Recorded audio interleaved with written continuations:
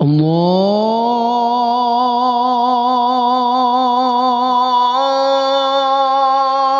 Akbar, Allahu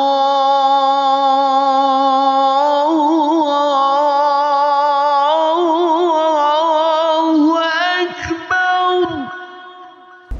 Maka pada waktu azan itu dikumandangkan, teringatlah kita kepada Allah Subhanahu wa ta'ala. Teringatlah diri kita ini sebagai hamba Allah Subhanahu wa ta'ala yang harus kita letakkan dahi kita di tanah untuk menyembah Allah Subhanahu wa ta'ala, bersujud, tunduk patuh terhadap segala aturan-aturan Allah Subhanahu wa ta'ala. Yang sebelumnya kita merasa diri kita berkuasa, merasa diri kita kuat untuk meraih apa yang kita inginkan. Tapi ketika azan itu dikumandangkan, Allahu Akbar, Allahu Akbar, Allah Maha Besar, segalanya tidak ada yang bisa melampaui kebesaran Allah Subhanahu wa ta'ala.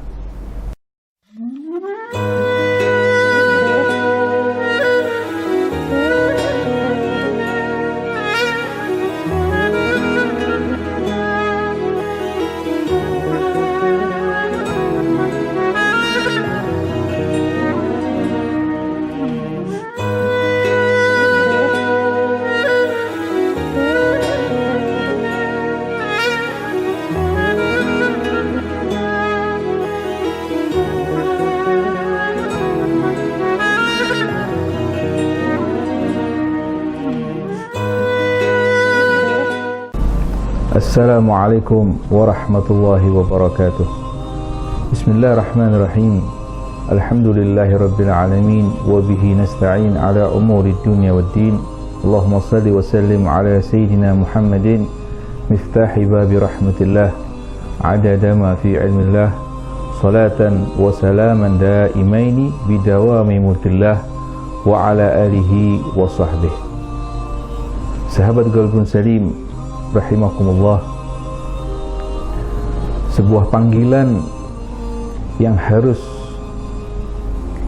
kita datangi adalah panggilan mesra dari Allah Subhanahu wa ta'ala. Panggilan itu adalah tiada lain panggilan azan yang setiap waktu kita dengarkan, yaitu 5 waktu di dalam kita menjalani ibadah kewajiban kita kepada Allah Subhanahu wa ta'ala. Azan adalah sebuah panggilan salat kita untuk rukuk dan sujud menghadap kepada Allah Subhanahu wa ta'ala. Sahabat Qalbun Salim rahimakumullah, kali ini kita akan sedikit mengenali apa daripada hikmah azan yang setiap waktu kita dengarkan kumandang setiap di dalam masjid-masjid, musala-musala di sekitar kita. Azan secara harfiah berarti memanggil, mengajak, mengingatkan. Azan menurut ulama fikih ialah lafaz-lafaz tertentu yang digunakan untuk mengingatkan dan mengajak orang-orang untuk melaksanakan sholat. Suara azan diperdengarkan saat memasuki waktu-waktu sholat, seperti pertanda masuknya waktu zuhur, asar, maghrib, isya, dan subuh. Dalam pandangan spiritual, azan adalah panggilan suci yang mengajak setiap orang untuk menghadirkan suasana batinnya, mengingat Allah Zat yang Maha Agung. Suara-suara azan adalah panggilan atau suara akhirat bagi mereka yang hanyut dan fana dengan kehidupannya yang serba duniawi. Azan adalah panggilan sakral bagi setiap orang untuk berjumpa dengan Allah Subhanahu wa ta'ala. Azan juga merupakan panggilan kerinduan bagi seorang manusia kepada Tuhannya, seperti seruan manusia di padang mahsyar yang menyeru Tuhannya. Pada saat bersamaan, azan merupakan panggilan orang mukmin untuk menziarahi rumah Tuhannya, yaitu masjid, musola ataupun surau. Azan adalah seruan dan undangan untuk seorang mukmin menjalani Isra dan Mi'raj, menjumpai dan pada saatnya menyatu dengan Tuhannya. Lebih jauh menurut ulama tasawuf, Suara adzan dan jawaban yang mendengarnya memperbaharui ikrar dan keimanan seseorang. Adzan memiliki sejarah yang paling unik dalam Islam. Adzan yang kita kenal sekarang adalah mimpi seorang sahabat Rasulullah SAW, yaitu Sayyidina Abdullah bin Zaid. Lalu Rasulullah SAW merestuinya. Pada mulanya adzan belum dikenal oleh Rasulullah dan para sahabatnya. Guna menentukan bagaimana cara memanggil orang melaksanakan sholat bila waktu sholat tiba, Rasulullah mengajak para sahabat bermusyawarah. Ada yang berpendapat untuk menandai setiap waktu sholat adalah dengan menaikkan dan mengibarkan bendera. Ada yang mengusulkan cara menentukan waktu sholat dengan menyalakan api unggun, meniup trompet, dan memukul lonceng. Namun tidak disetujui oleh Rasulullah SAW, dan para sahabat pun menyangkalnya karena hal itu sudah digunakan oleh orang-orang Yahudi dan Nasrani. Dalam suasana alat tersebut, Sayyidina Umar ibn al-Khattab tampil mengemukakan pendapatnya, yaitu cara memanggil orang untuk melakukan sholat cukup dengan menetapkan seorang juru panggil untuk menyerukan saat waktu sholat tiba.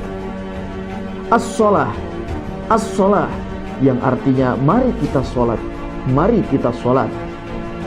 Ternyata Nabi SAW dan para sahabatnya menyetujui pendapat terakhir, seperti yang dikemukakan oleh Sayyidina Umar bin Khattab. Setelah menyetujui pendapat tersebut, Nabi SAW langsung menginstruksikan kepada sahabatnya, yakni Bilal bin Rabah, "Hai Bilal, bangunlah dan panggillah dengan kalimat as-sholah." Maka untuk selanjutnya bila tiba waktu sholat, sahabat Bilal berseru, "Mari ayo sholat bersama-sama, sholat bersama-sama."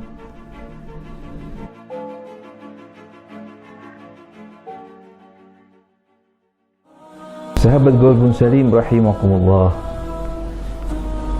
minimal 5 kali kita mendengar daripada azan setiap harinya. Di waktu subuh, di waktu zuhur, di waktu asar, maghrib dan isya. Panggilan atau suara yang merdu itu setiap waktu kita dengar. Ada orang yang menikmati suara azan tersebut atau panggilan itu. Ada juga orang yang tidak memperdulikan suara itu. Bahkan ada orang yang tidak menyukai panggilan atau seruan azan itu. Padahal itu adalah sebuah panggilan mesra dari Allah Subhanahu wa taala untuk kita segera sujud, ruku, menyembah Allah Subhanahu wa taala. Azan adalah memang sebuah i'lam atau sebuah i'lan, sebuah panggilan peringatan bagi manusia untuk melaksanakan sholat. Khususnya adalah sholat wajib 5 waktu yang harus kita lakukan sebagai kewajiban kita, sebagai daripada rukun Islam, yaitu menegakkan sholat. Ada hal yang perlu kita pahami di dalam kita menjalankan sholat, yaitu sebelum kita melakukan sholat maka disunnahkan kita untuk berazan.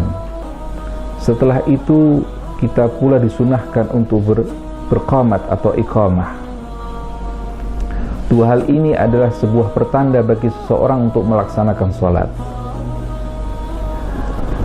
Di dalam hal ini ada sejarah yang patut kita pahami, bahwa azan ini adalah sebuah cara yang dilakukan oleh Rasulullah SAW atas berbagai inisiatif para sahabat. Sebelumnya ada di antara para sahabat itu yang mengajukan bahwa kapan sholat itu untuk dilaksanakan atau memanggil bagi orang untuk melaksanakan sholat. Ada yang mengajukan dengan lonceng, ada yang mengajukan dengan trompet, ada yang mengajukan dengan suara-suara yang dikenal oleh masyarakat waktu itu sebagai pertanda bahwa itu adalah waktu untuk beribadah kepada Allah Subhanahu wa taala.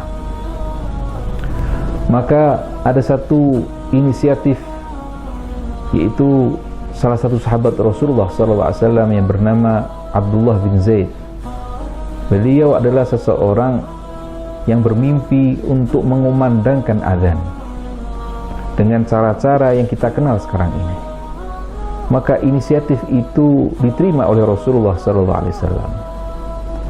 Ini salah satu bentuk daripada Rasulullah SAW menerima berbagai macam musyawarah yang diajukan oleh para sahabat, yang mana Rasulullah ada sebagai seorang Rasul yang mendapatkan wahyu ilham dari Allah Subhanahu wa taala, tapi tidak menutup kemungkinan bahwa Rasulullah SAW pun menerima berbagai inisiatif pendapat dari para sahabat.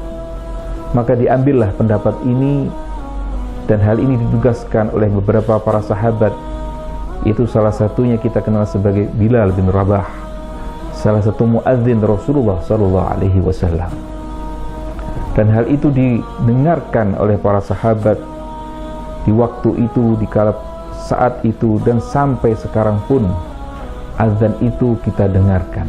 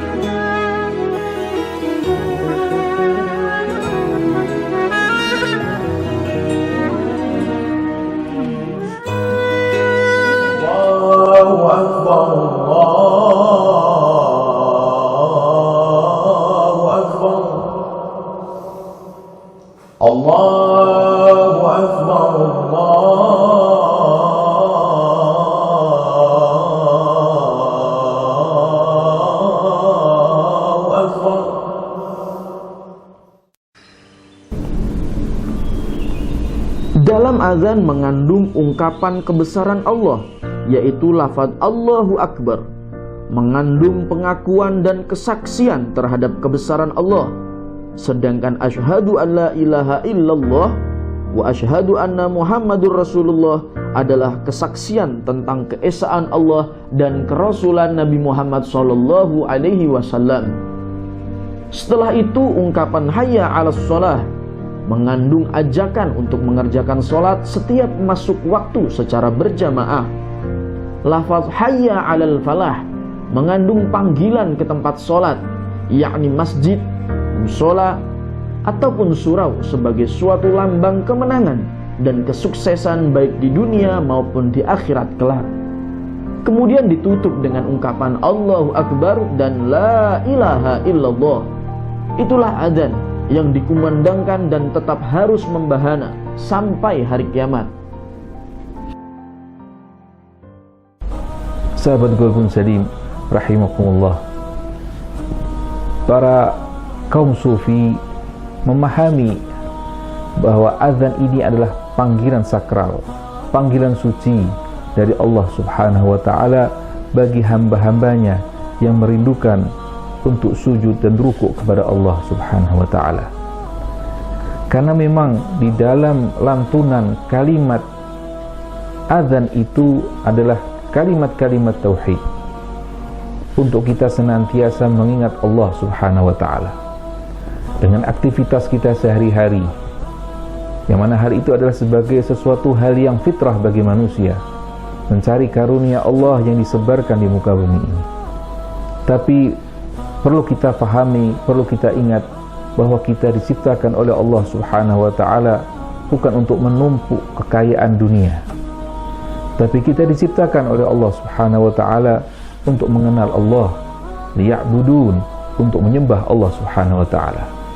Bagaimana kita untuk senantiasa mengenal Allah Subhanahu wa taala? Tiada lain lewat yang namanya ibadah. Salah satu ibadah ini yang sebagai tiang agama adalah salat. Dengan salat kita mengingat Allah Subhanahu wa taala.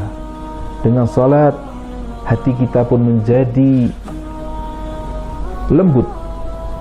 Yang tadinya kita memikirkan hal ihwal duniawi, kita mempertaruhkan segala daya upaya kita untuk meraihnya. Tapi ketika kumandang azan itu kita dengarkan, maka terjadilah kita satu perubahan drastis di dalam jiwa kita, bahwa semua ini adalah karunia Allah Subhanahu wa taala. Yang kita cari adalah sebuah karunia Allah Subhanahu wa taala, sebuah titipan yang harus kita jalankan sesuai dengan keridhaan Allah Subhanahu wa taala. Maka pada waktu azan itu dikumandangkan, teringatlah kita kepada Allah Subhanahu wa taala. Teringatlah diri kita ini sebagai hamba Allah Subhanahu wa taala yang harus kita letakkan dahi kita di tanah untuk menyembah Allah Subhanahu wa taala, bersujud, tunduk patuh terhadap segala aturan-aturan Allah Subhanahu wa taala. Yang sebelumnya kita merasa diri kita berkuasa, merasa diri kita kuat untuk meraih apa yang kita inginkan. Tapi ketika azan itu dikumandangkan, Allahu Akbar, Allahu Akbar, Allah Maha Besar, segalanya tidak ada yang bisa melampaui kebesaran Allah Subhanahu wa taala. Maka disitulah titik daripada pengabdian kita ditimbulkan oleh Allah, dihidupkan oleh Allah Subhanahu wa taala. Kemudian dari hal itu kita bersyahadat, karena memang kita ini diciptakan oleh Allah untuk menyaksikan adanya Allah Subhanahu wa taala. Asyhadu an la ilaha illallah.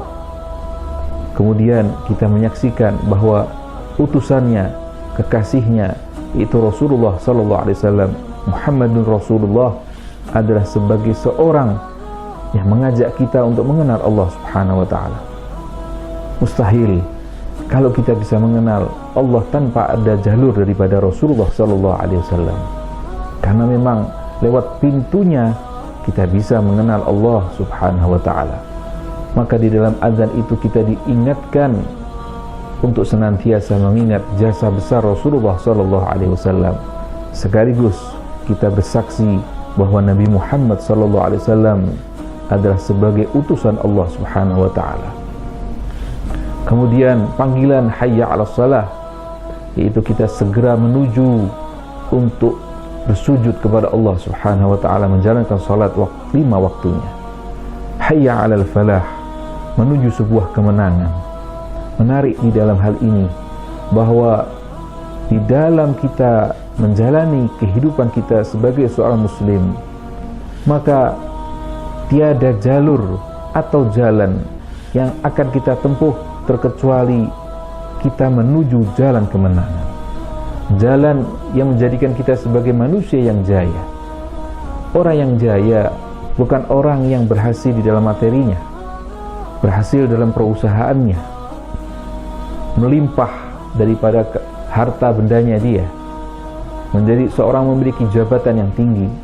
Tetapi hayya 'alal falah adalah dilantunkan setelah kita mendengar hayya 'alas shalah, menunjukkan bahwa kejayaan manusia adalah ketika dia menjadi manusia hamba Allah secara total. Ketika dia menjalankan salat, adalah disitulah kejayaan manusia menjadi hamba Allah Subhanahu wa ta'ala. Karena memang materi yang kita cari tidak akan selamanya kekal untuk kita dapatkan, tapi ibadahlah yang menjadikan kita menjadi manusia yang dicintai oleh Allah Subhanahu wa ta'ala dan kekal abadi kebahagiaan kita nanti di surga Allah Subhanahu wa ta'ala berkat sujud kita menyembah Allah Subhanahu wa ta'ala. Maka disitulah Allah memanggil kita sebagai hayya 'ala falah. Marilah wahai hambaku menuju satu kemenangan, itu sebagai hamba Allah Subhanahu wa ta'ala. Karena memang kita sekali lagi, wa ma khalaqtul jinna wal insa illa liya'budun. Allah menghendaki kita ini wujud yang sebelumnya kita tidak ada, dan itu tidak ada sangkut pautnya dengan apa yang kita jalankan, apa yang kita inginkan. kita wujud bukan karena keinginan kita wujud karena memang keinginan Allah subhanahu wa ta'ala. Maka sewajarnya kita menjalankan apa yang diinginkan oleh Allah subhanahu wa ta'ala. Dan ini sebuah bukti bahwa Allah cinta kepada kita untuk kita diwujudkan, untuk menyaksikan kebesaran Allah subhanahu wa ta'ala.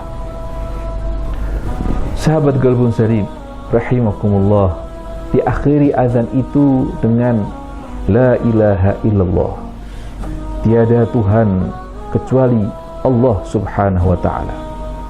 Kalimat tauhid yang dilantunkan di dalam azan ini untuk senantiasa kita sadar untuk membersihkan daripada jiwa kita sesembahan-sesembahan yang selamanya kita lakukan tanpa kita sadari. Harta kita menjadi sandaran hidup kita, anak kita, istri kita, jabatan kita, bahkan diri kita jadikan sandaran hidup diri kita. Dan sandaran hidup itu tiada lain adalah ilah, sebagai Tuhan, walaupun sebagai Tuhan-Tuhan kecil yang kita tidak sadari. Maka disitulah kalimat tauhid dikumandangkan di telinga kita agar senantiasa tiada yang patut engkau sembah wahai manusia, bahwa kecuali hanya Allah subhanahu wa ta'ala.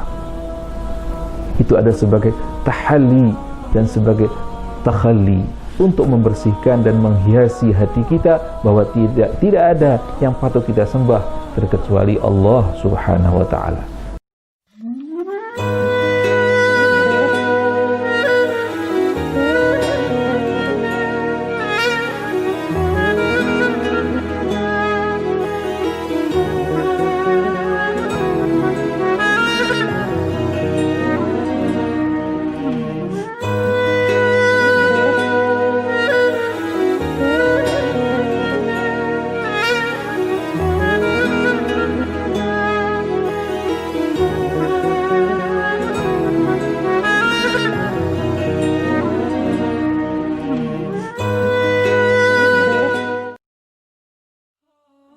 Azan adalah seruan kalimat tauhid yang dikumandangkan oleh kaum muslim saat menjelang waktu sholat.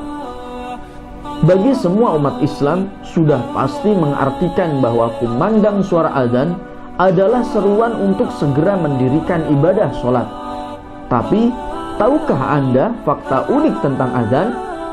Fakta mengejutkan, ternyata dari semua negara di belahan dunia ini, azan dimulai dari negara kita, ya, Indonesia. Sejak 14 abad yang lalu, sudah tak terhitung berapa kali banyaknya suara azan dikumandangkan.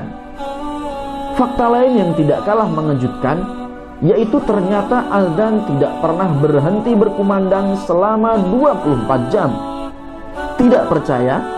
Begini penjelasannya. Bumi yang berbentuk bulat mengakibatkan adanya perbedaan waktu dari satu daerah dengan daerah lainnya, dari negara yang satu dengan negara lainnya. Dipastikan juga memiliki perbedaan waktu. Akibat perbedaan waktu itulah kumandang azan tidak pernah berhenti di seluruh permukaan bumi. Ketika azan subuh belum usai diserukan di Sulawesi, akan berlanjut di Jakarta, kemudian Sumatera, dan ke daerah lainnya di Nusantara. Sebelum kumandang azan berhenti di Indonesia, azan akan berkumandang di Malaysia, lalu diserukan di Burma. Selanjutnya azan akan berkumandang di Bangladesh, lalu terdengar lagi di India. Akan begitu terus berlanjut hingga kumandang azan subuh diserukan di Atlantik. Belum usai kumandang azan subuh di Atlantik, kembali lagi lantunan azan zuhur diserukan di bagian timur Indonesia. Luar biasa bukan? Setiap harinya azan tak akan pernah berhenti dikumandangkan di seluruh dunia hingga nanti datangnya hari kiamat. Sahabat Qalbun Salim rahimakumullah, ada hal yang unik di dalam memang azan ini, bahwa lantunan azan ini senantiasa berkumandang di muka bumi ini. Bukan hanya 5 waktu yang kita dengarkan, tapi setiap detik atau setiap menit pun kumandang azan ini akan dilantunkan di muka bumi ini. Kalau kita mau bisa mentafakuri sejenak bahwa apa yang kita dengarkan sholat subuh misalnya, maka selesai daripada azan itu ada waktu yang di negara sebelah kita melantunkan azannya. Kemudian selesai daripada itu, negeri yang berikutnya pun di dalam waktu yang berbeda pun mereka juga melantunkan azan. Jadi setiap waktu selesai daripada azan, ada sebuah azan lagi yang dikumandangkan. Karena memang perbedaan waktu, perbedaan jarak itu mempengaruhi. Tapi dari sini subhanallah bahwa memang lantunan azan itu senantiasa berkumandang di muka bumi ini.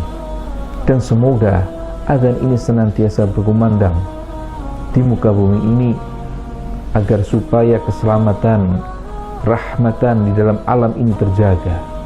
Dengan kumandangnya azan ini, maka semua, bukan hanya makhluk manusia, tapi makhluk jin, makhluk hewan, makhluk tumbuh-tumbuhan, makhluk apapun yang tidak kita ketahui, terdengar daripada lantunan azan tauhid, lantunan syahadah, lantunan daripada kita melakukan salat.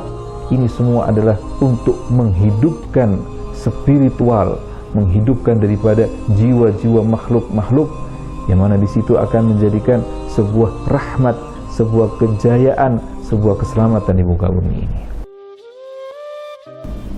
Azan memang penanda waktu sholat. Namun sejatinya penggunaan azan tidak hanya dalam satu hal itu saja. Ada berbagai kondisi tertentu yang kita disunahkan untuk mengumandangkan azan. Salah satunya ketika bayi baru lahir. Kita disunahkan untuk mengazani si bayi dengan tujuan agar kelak ketika mendewasa, si anak ini akan tahu kewajibannya. Tak hanya ketika bayi lahir, ketika hendak dikuburkan, jenazah juga diazani. Pesan tersiratnya adalah manusia harus tetap beribadah sampai ajal menjelang. Ini juga jadi pengingat kita jika suatu saat suara azan ini yang akan jadi berbunyi terakhir sebelum menuju kehidupan baru setelah kematian. Sahabat Golbun Salim rahimakumullah, lantunan azan memang untuk diucapkan atau dikumandangkan bagi orang-orang yang melakukan salat. Tapi ada sebagian hal yang disunnahkan di dalam syariat, bahwa ketika seorang bayi yang baru lahir, maka dikumandangkan azan di telinga kanannya dan dikumandangkan qomat di telinga kirinya. Begitu pula bagi seseorang yang meninggal dunia, disunahkan untuk mengumandangkan azan di telinganya kanan dan kirinya, yaitu azan dan qomat. Ini untuk menunjukkan bahwa ketika manusia lahir di muka bumi ini, dia diperdengarkan pertama kali telinganya, karena memang telinga itu adalah salah satu panca indera pertama yang akan difungsikan bagi manusia atau si jabang bayi itu untuk mendengarkan segala sesuatu di sekitarnya dia. Makanya dia dengar adalah kalimat tauhid, kalimat mengenal Allah subhanahu wa ta'ala. Itu menjadikan sebuah perubahan bagi jiwa manusia tadi itu yang masih belum sempurna untuk mendapatkan apa-apa, yaitu kalimat tauhid terlebih dahulu menjadi tempat naungan yang ada di dalam hati manusia tadi itu. Ada satu ibrah yang bagus bagi kita, bahwa hakikat kita hidup ini antara azan dengan qomat. Itu menjadi satu pelajaran ketika bayi itu dikumandangkan azan dan qomat, yaitu antara azan dan qomat. Setelah manusia mengumandangkan azan dan ia mengumandangkan qomat untuk melaksanakan sholat, maka disitulah kehidupan manusia. Kehidupan manusia adalah antara azan dan qomat, bahwa ketika hidup itu sangat begitu pendek sekali. Setelah dari itu apa? Salat. Itu manusia itu akan diakhiri hidupnya dalam keadaan disolati. Dia sebagai seorang yang akan disolati sebagai salat jenazah. Itu hakikat yang diajarkan sebetulnya bagi seseorang untuk mengumandangkan adzan bagi seorang bayi, bahwa memang kehidupan manusia itu begitu singkat, begitu cepat sekali. Sahabat Qalbun Salim rahimakumullah, akhir daripada ini, marilah kita senantiasa mempersiapkan diri kita, panca indera kita, untuk kita gunakan untuk ibadah kepada Allah Subhanahu wa ta'ala. Jadikan telinga kita ini khususnya untuk senantiasa mendengar hal-hal yang baik, mendengar nasihat, mendengar lantunan Quran, mendengar daripada panggilan azan. Sufyan Ats-Tsauri, salah satu guru daripada Imam Syafi'i, beliau dikenal sebagai seseorang yang wali min awliyaillah, seorang waliullah. Maka ditanya oleh generasi-generasi beliau, ditanya, wahai Sufyan, wahai Imam, engkau mendapatkan kedudukan ini atas dasar apa? Maka Sufyan mengatakan, aku mendapatkan kedudukan dari Allah Subhanahu wa ta'ala ini sebagai seorang imam yang luar biasa dan dikenal masyhur di masa itu. Dia mengatakan bahwa aku senantiasa datang di dalam masjid sebelum azan itu dikumandangkan. Maka ditanya, kenapa engkau lakukan itu? Iya, karena azan itu adalah sebuah panggilan dari Allah Subhanahu wa ta'ala. Ketika Allah memanggil diriku, maka sepatutnya aku sudah berada di tempat itu. Memang selayaknya seperti itu. Sebagaimana seseorang, kita memiliki sebuah toko, kita memiliki seorang karyawan atau pegawai yang kita perintahkan kepada karyawan atau pegawai itu untuk membukakan pintu tokonya setiap jam 8 pagi. Maka ketika kita datang ke toko itu jam 8 pagi, maka karyawan kita belum datang dan kita panggil lagi dia untuk membukakan pintu tadi itu jam 8 pagi. Setiap waktu, setiap hari kita datang dan kita dapati setiap jam 8 pun toko kita belum dibuka sebelum kita perintahkan. Beda halnya kalau kita memiliki seorang karyawan toko yang sebelum jam 8 dia sudah membukakan pintu. Maka apa yang terjadi? Bagaimana sikap si bos atau pemimpin toko tadi itu? Dia akan memberikan apresiasi yang hebat kepada seorang karyawan yang sudah membukakan tokonya tanpa diperintahkan, sebelum ucapan perintah tadi itu ada di dalam para karyawan yang lainnya. Begitu pula, inilah sebuah pemikiran seorang Sufyan Ats-Tsauri. Dia merasa malu ketika kumandang azan itu dikumandangkan bahwa dirinya tidak ada di dalam masjid. Seolah-olah dia dipanggil oleh Allah, wahai Sufyan, sudah waktunya salat, apakah engkau masih di luar ataukah di dalam? Maka seolah-olah Sufyan menjawab panggilan itu, ya Allah, aku sudah berada di dalam masjid sebelum engkau memanggil aku. Sebuah satu kedudukan yang sangat agung. Tapi hal ini memang menjadikan hal yang lumrah, menjadi hal yang biasa. Kumandang azan itu kita dengarkan setiap hari. Padahal itu bagi orang-orang yang dekat kepada Allah, sekali lagi itulah sebagai sebuah panggilan suci dari Allah Subhanahu wa ta'ala. Panggilan orang-orang yang dekat kepada Allah Subhanahu wa ta'ala untuk senantiasa kita menyembah, sujud, rukuk kepada Allah Subhanahu wa ta'ala. Sahabat Qalbun Salim, semoga kita menjadi orang-orang yang min ruka'is sujud, orang yang senantiasa rukuk dan sujud kepada Allah Subhanahu wa ta'ala, dan kita senantiasa mendengarkan telinga kita lantunan azan sebagai panggilan dari Allah Subhanahu wa ta'ala. Semoga hari ini menjadikan diri kita semakin dekat kepada Allah Subhanahu wa ta'ala. Wassallallahu ala sayyidina Muhammadin wa ala alihi wa sahbihi wasallam, walhamdulillahi rabbil alamin. Wassalamu alaikum warahmatullahi wabarakatuh.